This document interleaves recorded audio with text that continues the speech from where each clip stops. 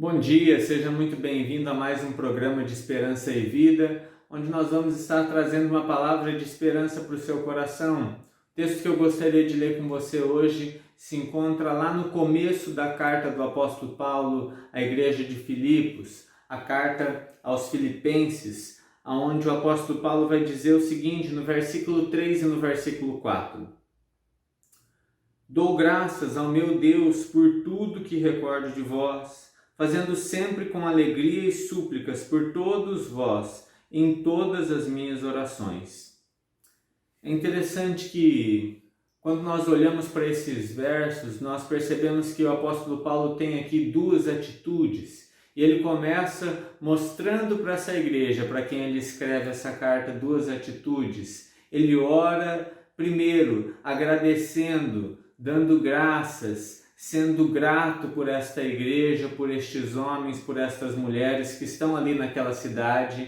E uma segunda atitude que ele mostra é uma atitude de alegria. Ele vai dizer, eu dou graças a Deus por todos vós em todas as minhas orações com alegria. Eu gostaria de deixar essas duas atitudes do apóstolo Paulo aqui como lições para mim e para a sua vida. Um coração grato e um coração alegre. É isso que ele vai mostrar na sua primeira oração. Mas para que isso fique gravado de uma maneira melhor nas nossas vidas, na nossa mente, no nosso coração, nós precisamos nos lembrar de onde o apóstolo Paulo escreveu essa carta. E se nós formos olhar para todo o contexto, nós vamos ver que o apóstolo Paulo, ele não escreve essa carta da sua casa de férias, ele não escreve essa carta de uma mansão, ele não escreve essa carta de um grande castelo, do alto de um palácio. Ele escreve essa carta enquanto ele está preso, já no final da sua vida, com mais de 60 anos de idade. O apóstolo Paulo está preso injustamente por ser cristão. E ele está ali naquela prisão romana, algemado a um soldado de dia e de noite, esperando a sua sentença. E mesmo ali naquele período, sem muitos amigos, passando talvez até um pouco mais de frio, porque Roma naquele período era um pouco fria, passando por algumas privações, distante das igrejas. Mesmo em toda essa situação, quando o apóstolo Paulo dobra os seus joelhos para orar, ele não reclama, ele não agoniza. A atitude do seu coração é uma atitude de gratidão e uma atitude de alegria. Então esta primeira oração do apóstolo Paulo que ele faz à igreja de Filipos é uma oração que precisa nos ensinar a termos um coração grato e a termos um coração alegre. As circunstâncias da nossa vida, as circunstâncias da sua e da minha vida, não podem impedir que eu e você tenhamos sempre um coração grato diante de Deus, sempre um coração alegre diante de Deus. Com certeza nós passamos por dias difíceis, com certeza talvez você pode olhar para a sua vida e dizer o seguinte: olha, eu já vivi dias mais fáceis, já vivi dias mais confortáveis, já vivi dias talvez mais alegres, mas nós precisamos nos lembrar que os nossos dias, as nossas circunstâncias, as situações que nós passamos, elas não podem determinar nem a gratidão do nosso coração, nem a alegria do nosso coração.